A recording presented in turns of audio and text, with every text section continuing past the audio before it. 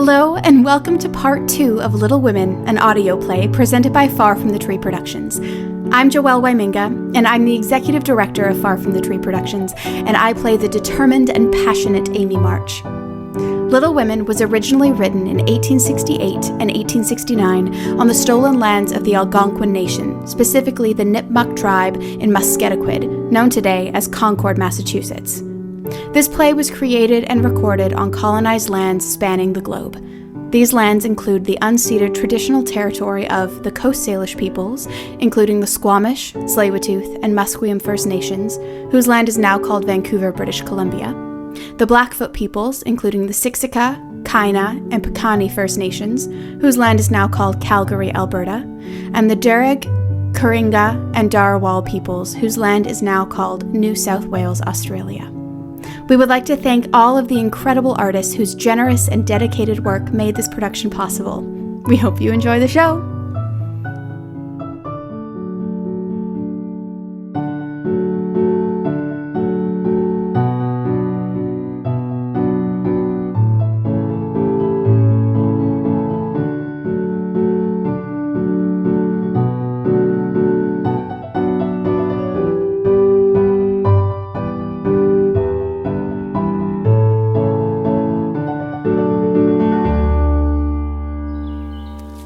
Laurie riding by on his beautiful horse today. That boy is a perfect Cyclops. How dare you say so when he's got both of his eyes? I didn't say anything about his eyes, and I don't see why you need fire up when I admire his riding. Oh, Amy, you mean a centaur? You need to be rude. It was only a lapse in Lingy, as Mr. Davis says. I wish I had a little of the money that Laurie spends on that horse. Why? I'm dreadfully in debt. In debt, Amy? What do you mean? I owe at least a dozen pickled limes. The girls are always trading them, and unless you want to be thought mean, you must do it too. How much will pay them off and restore your credit? A quarter would more than do it. Here's the money. Make it last as long as you can, for it isn't very much. Oh, thank you! I haven't tasted a lime this week, and I'm actually suffering for one.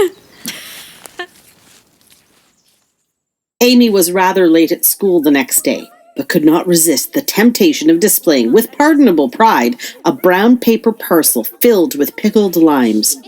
She concealed this package in her desk, for her teacher, Mr. Davis, had declared them a contraband article. But the news of Amy March's delicious limes circulated very quickly. Tasty. Oh, I'm so excited. Well, it's not my fault she doesn't like me. She's just jealous that I get better grades than her. I don't think she's jealous at all. Meg gave me a quarter, and I spent the whole thing on pickled limes. Oh my goodness, the best quarter ever. I know. Amy! I am having a party next week, and I would adore it if you came. Of course I wouldn't miss it. Oh, Mary, that's such a handsome watch. You can borrow it until recess if you like. Oh, I really shouldn't. Oh, I insist. It would look so fine on you. Oh, it's right, it would. Oh, Amy. How elegant you look today. I heard that you have some delicious limes. Perhaps you'd like to spend recess with me today? It might make a refreshing change. I don't see why you feel the need to be so polite all of a sudden. I thought only stuck-up people would beg for other girls' limes. Young ladies, attention if you please. Yes, Miss Snow, do you have a question? Mr. Davis, although I don't wish anyone to be in trouble, I thought you should know that Miss March has been hiding pickled limes in her desk. Something which you expressly banned from class. Jenny! What? Miss March, is this true? Yes, Mr. Davis.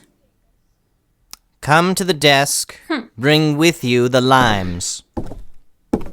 No, don't take them all. Is that all? Not quite. Bring the rest immediately.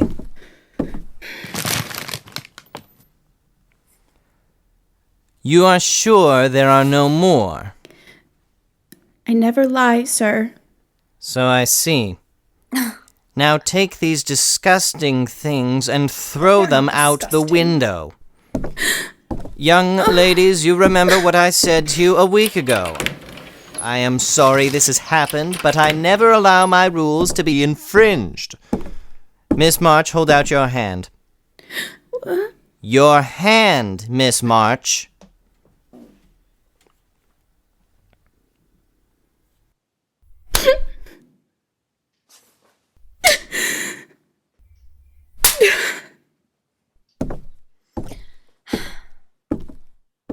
At the end of class, Amy rushed home with tears in her eyes and a stinging in her hand.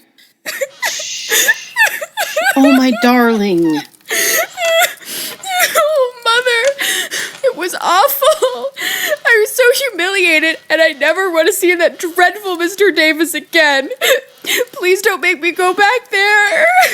It's all right, my dear. You can have a little vacation from school. But I want you to study every day with Beth. I wish all the girls would leave and spoil his old school. I dislike Mr. Davis's manner of teaching. But you must know that you broke the rules and deserve some punishment. Do you mean you're glad I was disgraced before the whole school? I would not have chosen that way of mending fault. But I am not sure that it won't do you any good. You have a good many little gifts and virtues, but there's no need of parading them, for conceit spoils the finest genius. Now let's go and tend to that hand.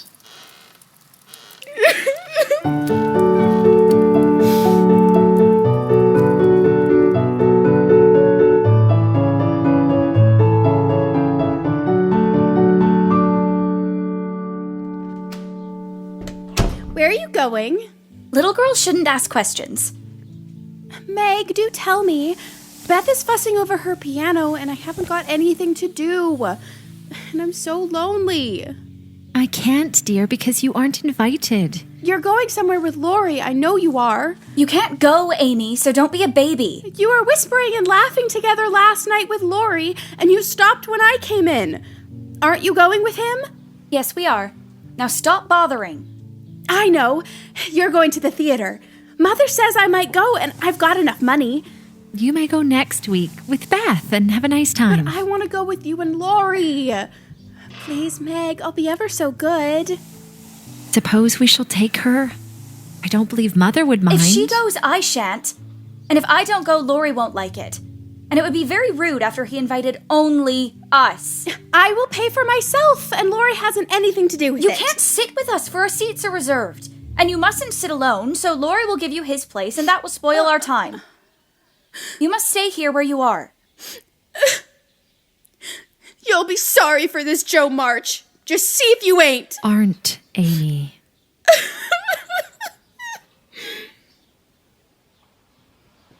Joe and Meg had a charming time at the theater. The 7 Castles of the Diamond Lake was as brilliant and wonderful as the heart could wish. When they got home, they found Amy reading, and Joe thought that perhaps Amy had forgiven and forgotten her wrongs. There, Joe was mistaken, for the next day she made a discovery which produced a tempest. Has anyone taken my book? No? No? Amy, you've got it. No, I haven't. You know where it is, then. No, I don't. That's a lie. It isn't. I haven't got it, don't know where it is now, and don't care. You know something about it, and you better tell at once, or I'll make you. Scold as much as you like, but you'll never see your silly old book again. Why not? I burned it up. What? Yes, I did. I told you I'd make you pay for being so cross yesterday, and I have so. Wicked girl! I'll never forgive you as long as I live. Oh, Amy, stop it! Stop it, you're hurting me! Please let go of her. You little beast! Joe, let go of her hair! Marmee will be home soon. You vicious, vindictive little... Amy, go to the bedroom.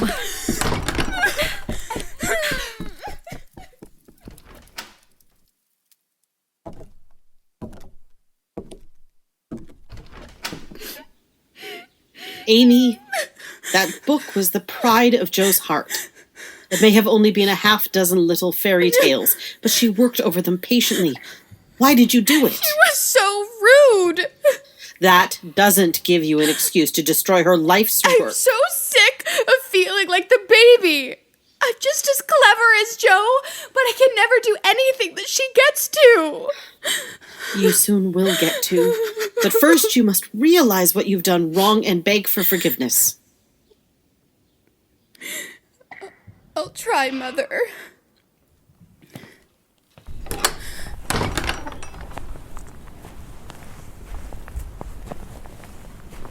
Joe?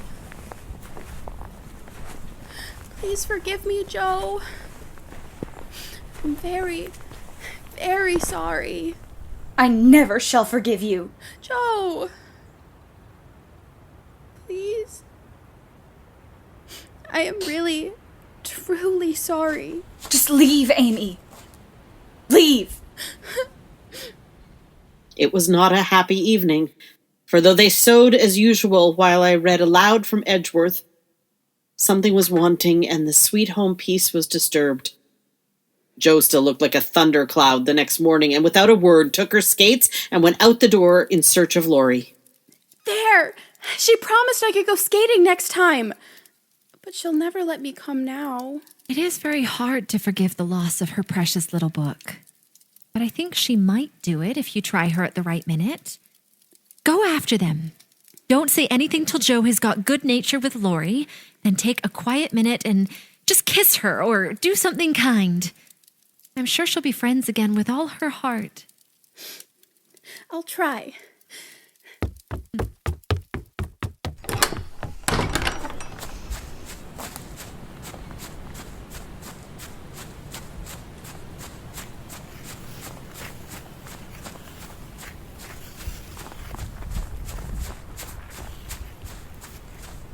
Keep near the shore. It isn't safe in the middle.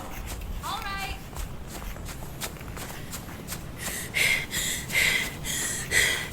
Joe! Wait! Joe! Please! Up slow-mo. Joe! Come on! Wait for me!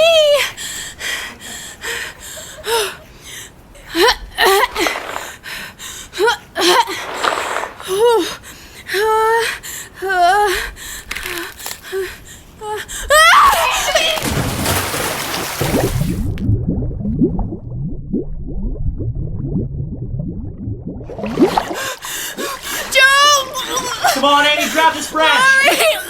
Come on,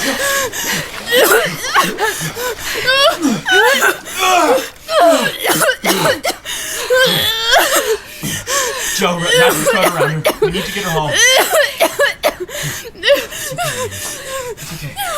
You're gonna be all okay.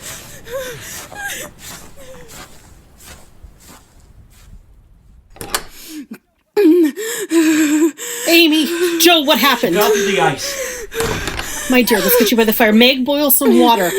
We're going to get you a nice cup of tea to warm you right up. Come here, let's get this off you.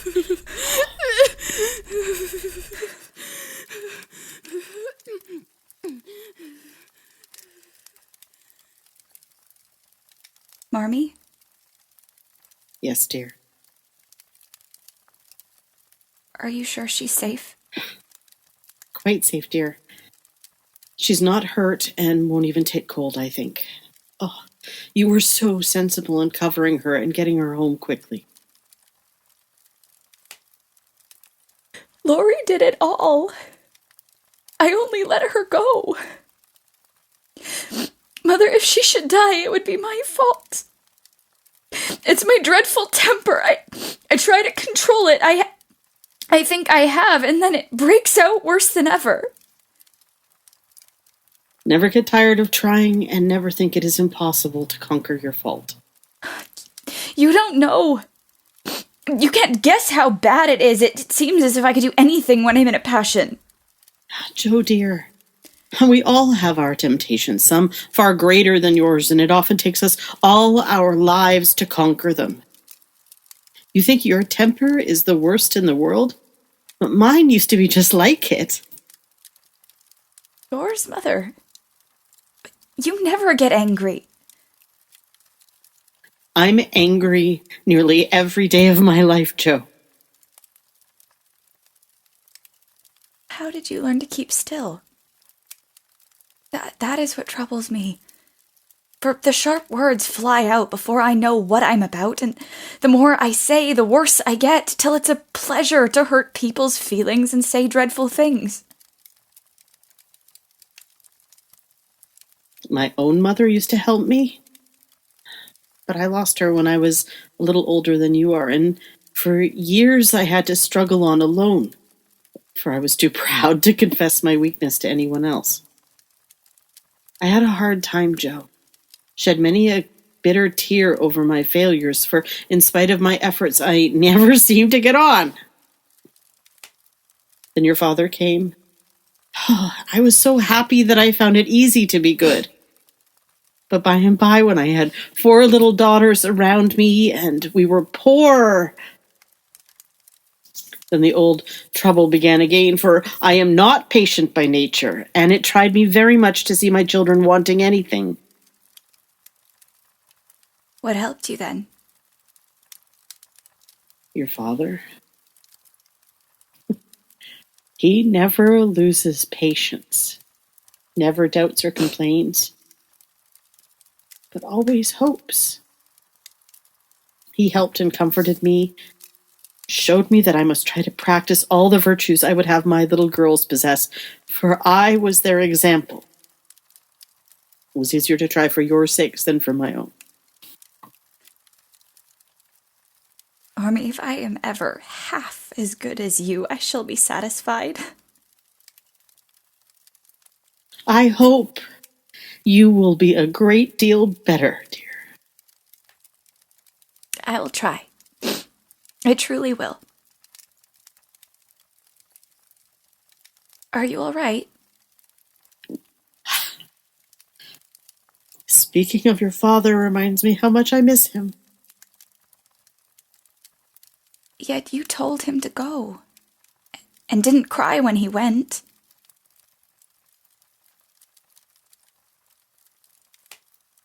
I gave my best to the country I love. Kept my tears till he was gone.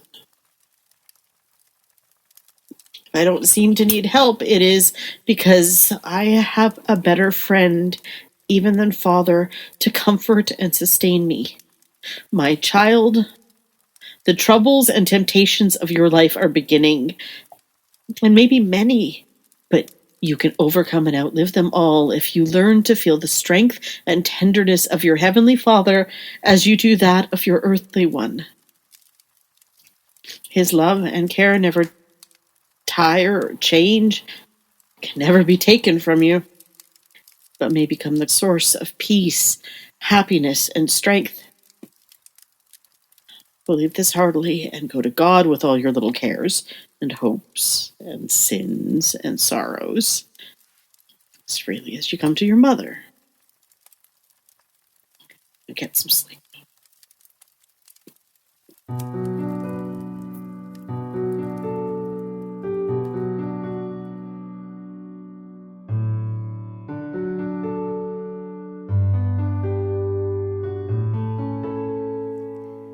It is so nice of Sally Gardner not to forget her promise. And such lovely weather. I'm so glad of that. I wish I was going to have a fine time and wear all these nice things. It's all right. I wish you were all going, but I shall keep my adventures to tell you when I come back.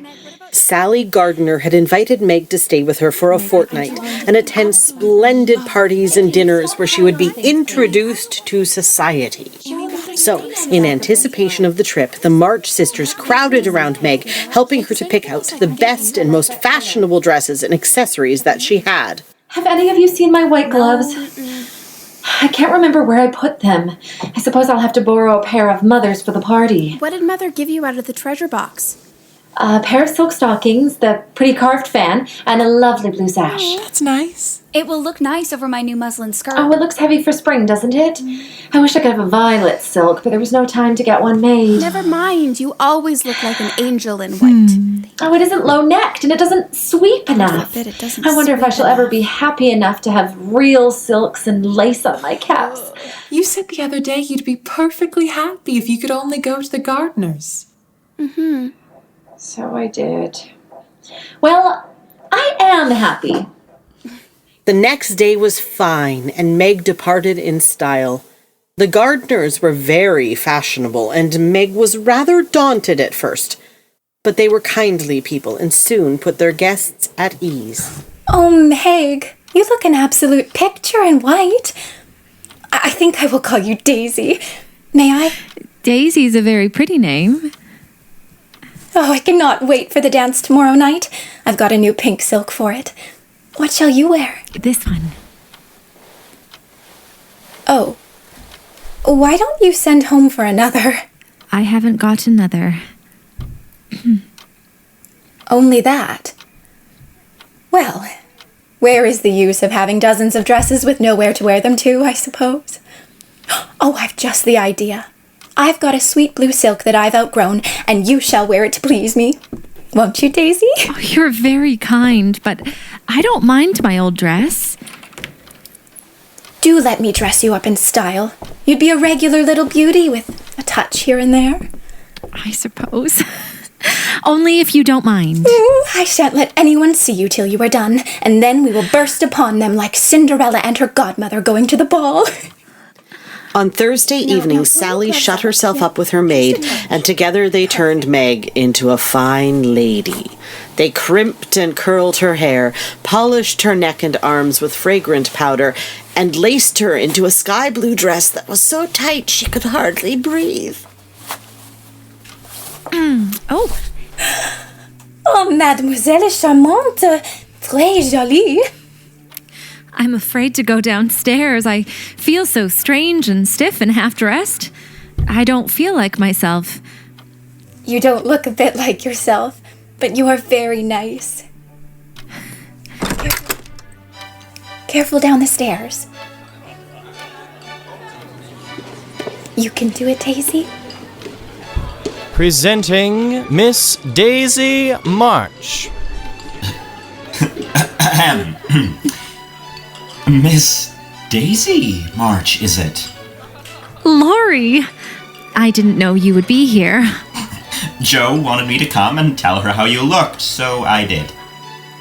What shall you tell her? I shall say I didn't know you, for you look so grown up and unlike yourself. How absurd of you. The girls dress me up for fun, and I rather like it. Wouldn't Joe stare if she saw me? Yes, I think she would. Don't you like me so? No, I don't. Why not? I don't like fuss and feathers. You are the rudest boy I ever saw. They are making a fool of that little girl. She has been entirely spoiled. She is nothing but a doll tonight. Wine, miss? What? Oh, yes. Yes, please. You'll have a splitting headache tomorrow if you drink much of that. I wouldn't, Meg. I'm not Meg tonight. I'm a doll who does all sorts of crazy things. Tomorrow I shall put away my fuss and feathers and be desperately good again. Please, forgive my rudeness and come and dance with me. I'm afraid it will be too disagreeable to you. Not a bit of it. I don't like your gown, but I do think you are just splendid. Take care my skirt doesn't trip you up. It's the plague of my life.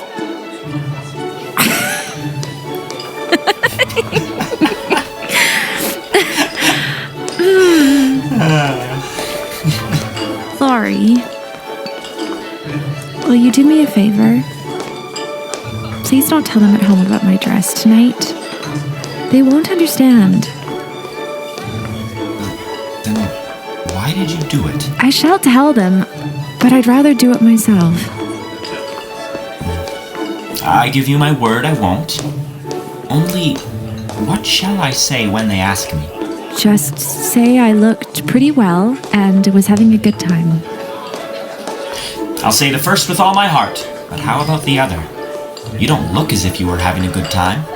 No, not just now. I only wanted a little fun, but I find I'm getting tired of it all. Here comes Ned Moffat. What does he want? Oh, he put his name down for 3 dances. I suppose he's coming for them. What a bore. Until tomorrow, Miss March.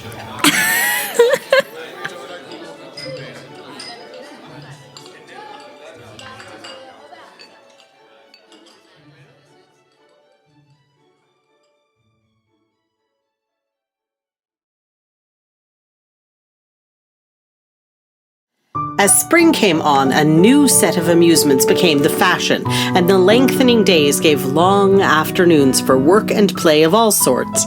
One of these was the PC, for as secret societies were popular, it was only proper to have one.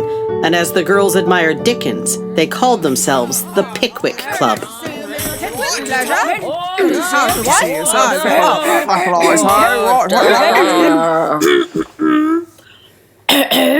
I now call this meeting of the Pickwick Club into order. I shall now take attendance. Augustus Snodgrass. Tracy Topman. Present. Nathaniel Winkle. At your service.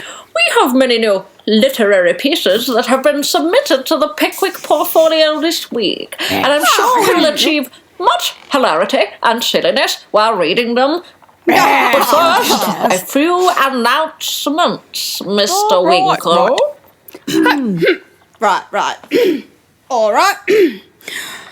Mrs. Beth Bouncer will open her new assortment of dolls' millinery next week. The latest Paris fashions have arrived and orders are respectfully solicited.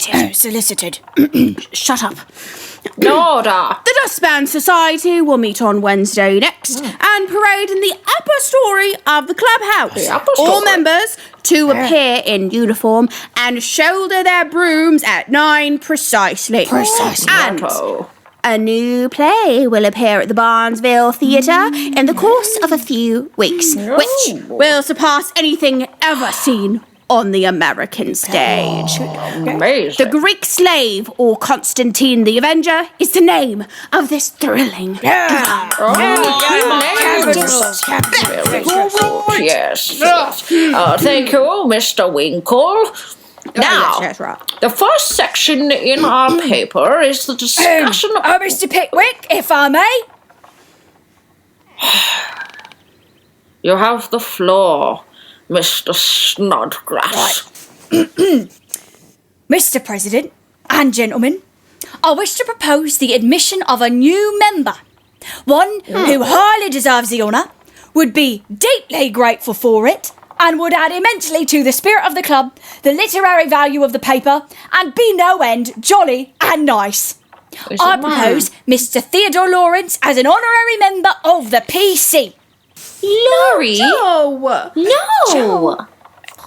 Joe, he's a boy. Oh, we don't wish any boys. They only joke and bounce about. This is a ladies' club, and we wish to be private and proper. I'm afraid he'll laugh at our paper and make fun of us afterward. Sir, I'll give you my word as a gentleman. Laurie won't do anything of the sort. He likes to write, and he'll give a tone to our contributions and keep us from being too sentimental, don't you see? I think the least we can do is offer him a place here and make him welcome if he comes. Yes, we ought to do it even if we are afraid. Thank you, Mr. Topman. I say he may come if he likes. Right, capital. We'll take a vote. Those in favour. Aye. Bless you. Now, as there is no time like the present. Oh, oh my God. Hello, gentlemen. Oh my God. Mr. Weller? Joe? Has he been in the wardrobe all along? Mr. President and ladies. I beg pardon, gentlemen. Allow me to introduce myself as Sam Weller, a very humble servant of the club. My faithful friend and noble patron who has so flatteringly presented me is not to be blamed for the base stratagem of tonight. No, I not planned at all. it, and she only gave in after lots of teasing.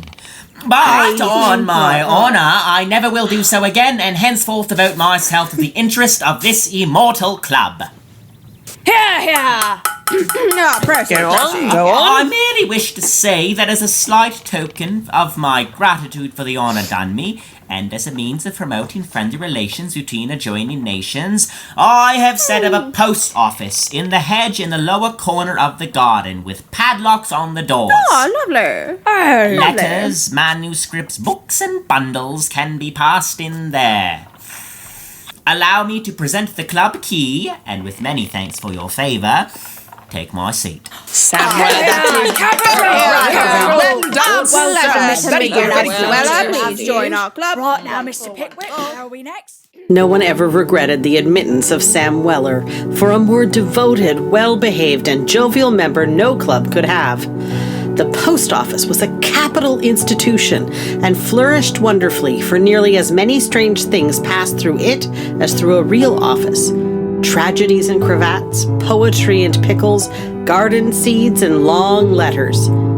They never dreamed, however, of how many love letters that little post office would hold in the years to come.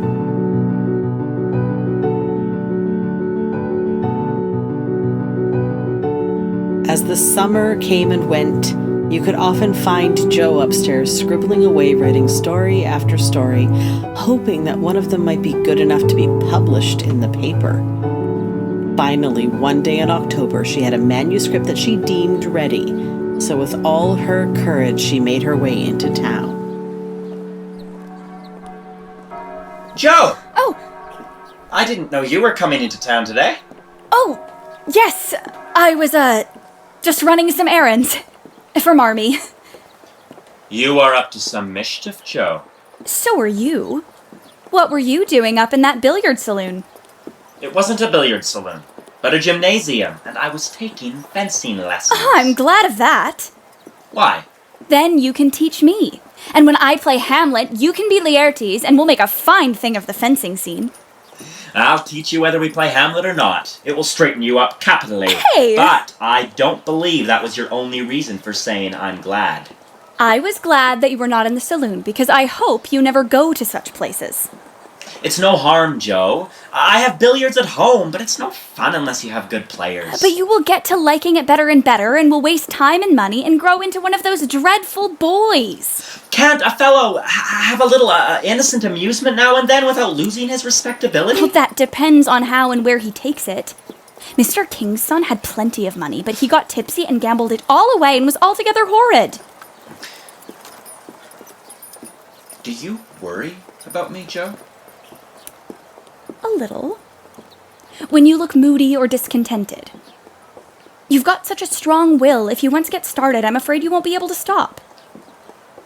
Are you going to deliver lectures all the way home? Of course not. Why? Because if you are, I'll take the coach. If you are not, I'd like to walk with you and tell you something very interesting. I won't preach anymore. Very well then. It's a secret, and if I tell you, you must tell me yours. Well, I haven't got any. You know you have. You can't hide anything. So fess up, or I won't tell. Is your secret a nice one? Oh, isn't it? And all about people you know. Come on, you begin. You'll not say anything about it at home? Not a word. And you won't tease me about it in private? I never tease. Yes, you do. You're a born wheedler. Thank you. Well, fire away. Well, I've left 2 stories with the newspaper man, and he's going to give me his answer next week. Hurrah for Miss March, the celebrated American authoress! Hush! It won't come to anything, but I couldn't rest until I tried. It won't fail. Why, Joe, your stories are works of Shakespeare compared to half the rubbish that is published every day. What's your secret? Play fair, Teddy, or I'll never believe you again. I know where Meg's missing glove is. Is that all? Quite enough for the present when I tell you where it is. Tell then. Mr. Brooke has kept it. How do you know? Saw it. Where? Pocket. All this time? Yes, isn't that romantic? No! It's horrid! Don't you like it? Of course I don't! It's ridiculous! What would Meg say? You are not to tell anyone. I didn't promise. I was understood. I thought you'd be pleased. At the idea of anybody coming to take Meg away? You'll feel better about it when somebody comes to take you away. I'd like to see someone try it. So should I. I bet I can beat you home. Oh, you will never catch me. You sure about that? I'm quite sure. I'm coming for you, Joe March. Try to keep up.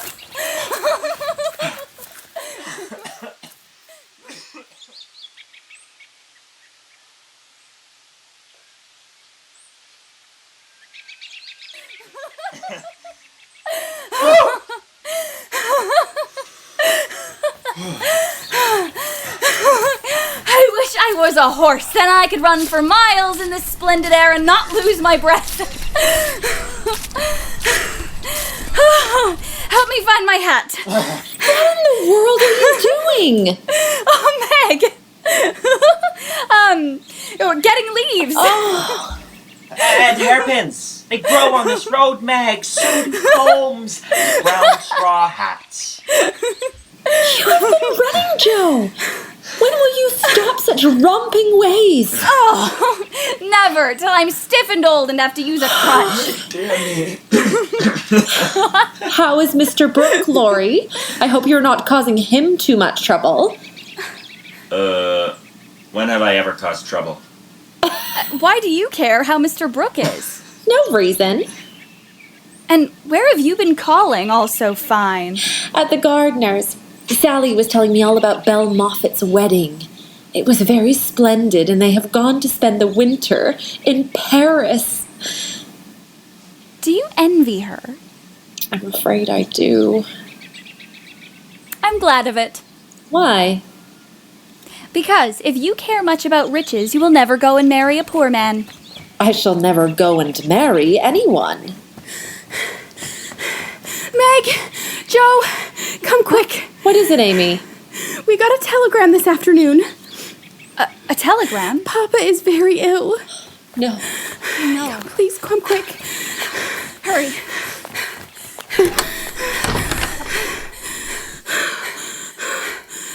Marmee? Mother, what happened? Here, read it. Mrs. March, your husband is very ill. Come at once. S. Hale, Blank Hospital, Washington. Is Papa gonna be okay? Shh, my dear, there's no time for tears. Laurie. Papa! Yes, ma'am? Send a telegram saying I will come at once. The next train goes early in the morning. I will take that. Also, leave a note at Aunt March's. Of course. And I am sure Mr. Brooke would be more than happy to accompany you. Thank you, Laurie. Joe, go into town and get these things. I must go prepared for nursing. Beth, yes, go Mother. and ask Mr. Lawrence for a few bottles of old wine. Amy, go and get the black trunk. And Meg, come and help me collect my things. Oh, I should take as many bandages as I can. I will put together food for the journey. Will you kiss Father for me for luck? Tell Papa he must come home, for I have so much to tell him. I'll leave early, so I must say goodbye tonight. Come sit with me before I go.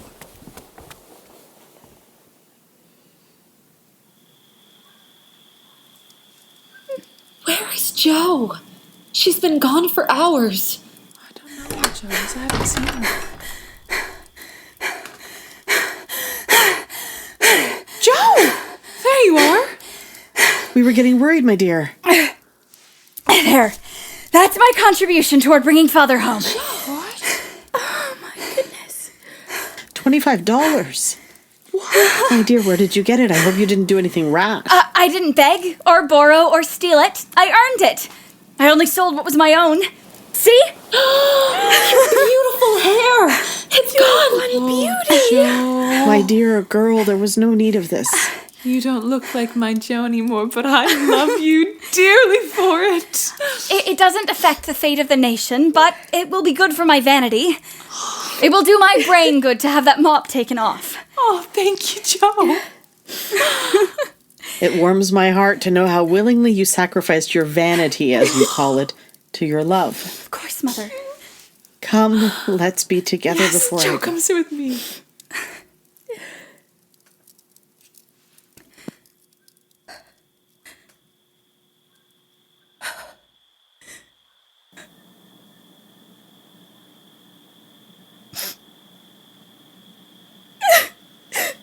Joe? Joe, what is it? Are you crying about Father? No. What then?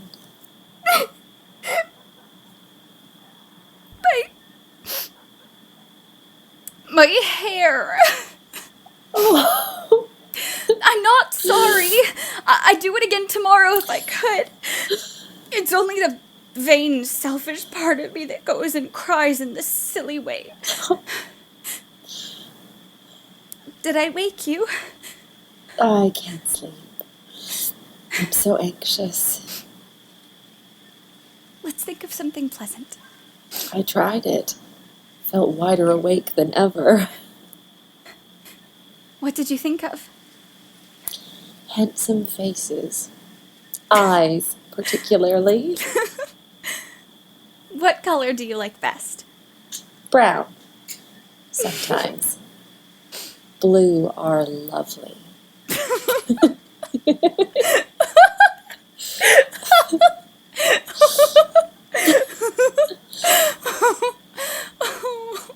Oh, Meg.